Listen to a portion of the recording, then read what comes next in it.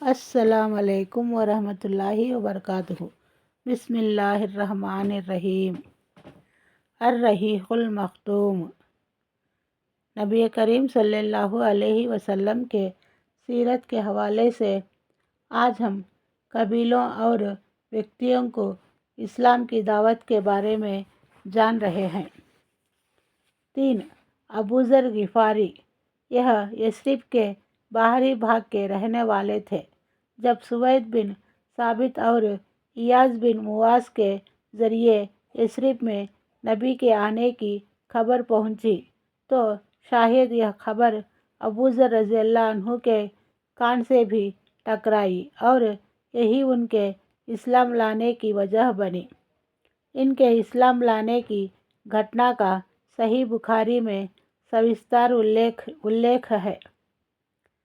ابن عباس رضی اللہ عنہ کا بیان ہے کہ ابو ذر رضی اللہ عنہ نے فرمایا، میں قبیلہ غفار کا ایک آدمی تھا۔ مجھے معلوم ہوا کہ مکے میں ایک آدمی ظاہر ہوا ہے جو اپنے آپ کو نبی کہتا ہے۔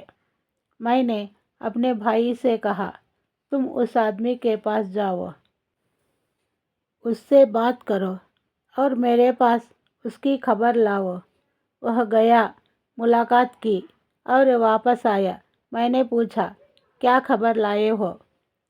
بولا، خدا کی قسم، میں نے ایک ایسا آدمی دیکھا ہے جو بھلائی کا حکم دیتا ہے اور برائی سے روکتا ہے۔ میں نے کہا، تم نے سنتوش جنک خبر نہیں دی۔ آخر میں نے خود راستے کا کھانا لیا اور ڈنڈا اٹھایا اور مکے کے لیے چل پڑا۔ وہاں پہنچا تو گیا، لیکن آپ کو پہچانتا نہ تھا اور یہ بھی پسند نہ تھا کہ آپ کے بارے میں کسی سے معلوم کروں۔ چنانچہ میں زمزم کا پانی پیتا اور مسجد حرام میں پڑا رہتا۔ آخر میرے پاس سے علی رضی اللہ عنہ کا گزر ہوا۔ کہنے لگے، آدمی انجانا معلوم ہوتا ہے۔ میں نے کہا، جی ہاں۔ انہوں نے کہا، اچھا تو گھر چلو۔ میں ان کے ساتھ چل پڑا۔ نہ وہ مجھ سے کچھ پوچھ رہے تھے، نہ میں ان سے کچھ پوچھ رہا تھا اور نہ انہیں کچھ بتا ہی رہا تھا۔ صبح ہوئی تو میں اس ارادے سے پھر مسجد حرام گیا کہ آپ کے بارے میں معلوم کروں، لیکن کوئی نہ تھا جو مجھے آپ کے بارے میں کچھ بتایا۔ آخر میرے پاس سے پھر حضرت علی رضی اللہ عنہ گزرے۔ دیکھ کر بولے، لگتا ہے اس آدمی کو ابھی اپنا ٹھکانہ نہ معلوم ہو سکا۔ میں نے کہا، نہیں۔ انہوں نے کہا، اچھا تو میرے ساتھ چلو۔ اس کے بعد انہوں نے کہا، اچھا تمہارا معاملہ کیا ہے اور تم اس شہر میں کیوں آئے ہو؟ میں نے کہا، آپ رازداری سے کام لیں تو بتاؤں۔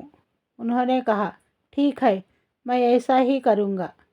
میں نے کہا، مجھے معلوم ہوا ہے کہ یہاں ایک آدمی ظاہر ہوا ہے جو اپنے آپ کو اللہ کا نبی بتاتا ہے۔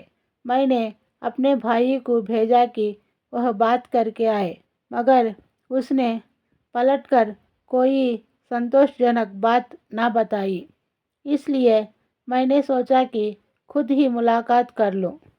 حضرت علی رضی اللہ عنہ نے کہا، بھائی تم صحیح جگہ پہنچے۔ دیکھو میرا رخ انہی کی اور ہے۔ جہاں میں گھسوں وہاں تم بھی گھس جانا، اور ہاں، اگر میں کسی ایسے آدمی کو دیکھوں گا جس سے تمہارے لیے خطرہ ہے تو دیوار کی اور اس طرح جا رہوں گا مانو اپنا جوتا ٹھیک کر رہا ہوں، لیکن تم راستہ چلتے رہنا۔ اس کے بعد حضرت علی رضی اللہ عنہ روانہ ہوئے اور میں بھی ساتھ ساتھ چل پڑا، یہاں تک کہ وہ اندر داخل ہوئے اور میں بھی ان کے ساتھ نبی صلی اللہ علیہ وسلم کے پاس جا داخل ہوا اور بولا، آپ مجھ پر اسلام پیش کریں۔ آپ نے اسلام پیش فرمایا اور میں وہی مسلمان ہو گیا۔ اس کے پاس آپ نے مجھ سے فرمایا، اے ابو ذر، اس معاملے کو ابھی چھپائے رکھو اور اپنے علاقے میں واپس چلے جاؤ۔ جب ہمارے ظاہر ہونے کی خبر ملے تو آ جانا۔ میں نے کہا، اس ذات کی قسم جس نے آپ کو حق کے ساتھ بھیجا ہے، میں تو ان کے بیچ کھلم کھلا اس کا اعلان کروں گا۔ اس کے بعد میں مسجد حرام آیا۔ قریش موجود تھے۔ میں نے کہا، قریش کے لوگوں، میں گواہی دیتا ہوں کہ اللہ کے علاوہ کوئی معبود نہیں، اور میں گواہی دیتا ہوں کہ محمد اللہ کے بندے اور رسول ہیں۔ لوگ چلائے، اٹھو، اس بے دین کی خبر لو۔ لوگ اٹھ کھڑے ہوئے اور مجھے اتنا مارا کہ مر جاتا، لیکن حضرت عباس رضی اللہ عنہ نے آ کر بچایا۔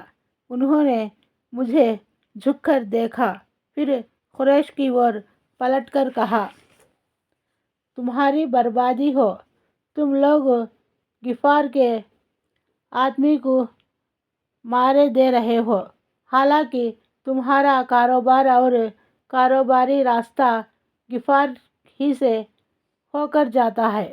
اس پر لوگ مجھے چھوڑ کر ہٹ گئے۔ دوسرے دن صبح ہوئی تو میں پھر وہیں گیا اور جو کچھ کہا تھا آج پھر کہا، اور لوگوں نے پھر کہا، اٹھو، اس بے دین کی خبر لو۔ اس کے بعد پھر میرے ساتھ وہی ہوا جو کل ہو چکا تھا، اور آج بھی حضرت عباس رضی اللہ عنہ ہی نے مجھے آ کر بچایا۔ وہ مجھ پر جھکے اور ویسی ہی بات کہی جیسے کل کہی تھی۔ 4. طفیل بن عمرو دوسی۔ یہ سجن قوی سوجھ بوجھ کے مالک اور قبیلہ دوس کے سردار تھے۔ ان کے قبیلے کو یمن کے آس پاس میں سرداری یا لگ بھگ سرداری حاصل تھی۔ وہ نبوت کے 11ویں سال مکہ تشریف لائے تو وہاں پہنچنے سے پہلے ہی مکہ والوں نے ان کا سواگت کیا اور بڑے آدر سے ستکار کیا۔ پھر بولے، اے طفیل، آپ ہمارے نگر میں پدھارے ہیں، اور یہاں ویکتی جو ہمارے بیچ ہے اس نے ہمیں بڑی الجھنوں میں ڈال رکھا ہے، ہمارے بھیتر پھوٹ ڈال رکھی ہے اور ہم بکھر کر رہ گئے ہیں۔ اس کی باتوں میں جادو جیسا پربھاؤ ہے کہ بیٹے اور باپ میں، بھائی اور بھائی میں اور میاں بیوی میں پھوٹ ڈال دیتا ہے۔ ہمیں ڈر لگتا ہے کہ جس آزمائش میں ہم گھرے ہوئے ہیں کہیں وہ آپ پر اور آپ کی قوم پر بھی نہ آ پڑے، اس لیے آپ اس سے ہرگز بات نہ کریں اور اس کی کوئی چیز نہ سنیں۔ حضرت طفیل کا ارشاد ہے کہ یہ لوگ مجھے برابر اسی طرح کی باتیں سمجھاتے رہے، یہاں تک کہ میں نے طے کر لیا کہ نہ آپ کی کوئی چیز سنوں گا، نہ آپ سے بات چیت کروں گا۔ یہاں تک کہ جب میں صبح کو مسجد حرم گیا تو کان میں روئی ٹھوس رکھی تھی کہ کہیں کوئی بات آپ کی میرے کان میں نہ پڑ جائے، لیکن اللہ کو منظور تھا کہ آپ کی کچھ باتیں مجھے سنا ہی دے۔ چنانچہ میں نے بڑا اچھا کلام سنا۔ پھر میں نے اپنے جی میں کہا، ہائے، مجھ پر میری ماں کی سیخ پکار! میں تو خدا کی قسم ایک سوجھ بوجھ رکھنے والا قوی ہوں، مجھ پر برا بھلا چھپا نہیں رہ سکتا۔ پھر کیوں نہ میں اس ویکتی کی بات سنوں، اگر اچھی ہوئی تو قبول کر لوں گا، بری ہے تو چھوڑ دوں گا۔ یہ سوچ کر میں رک گیا، اور جب آپ گھر پلٹے تو میں بھی پیچھے ہو لیا۔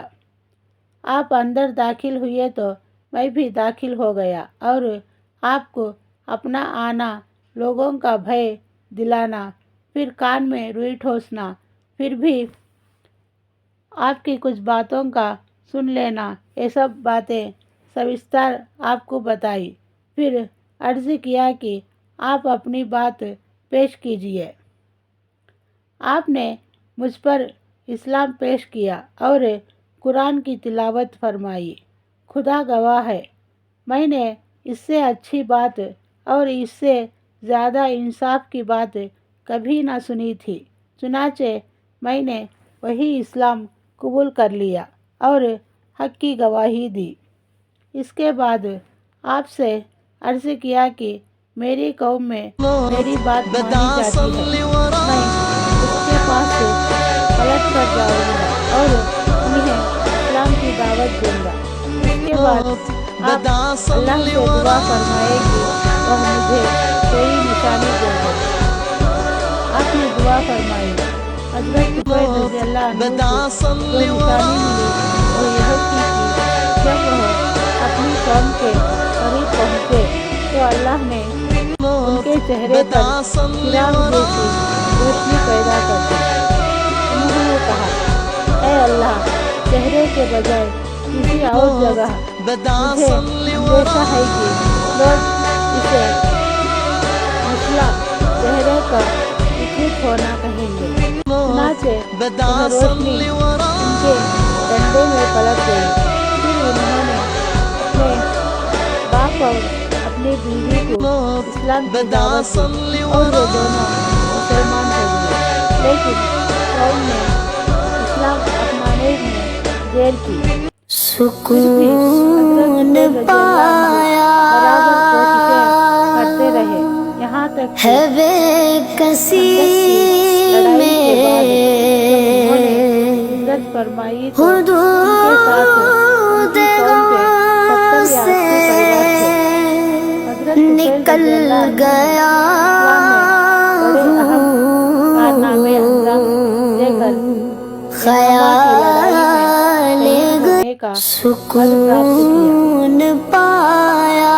السلام علیکم ورحمۃ اللہ وبرکاتہ۔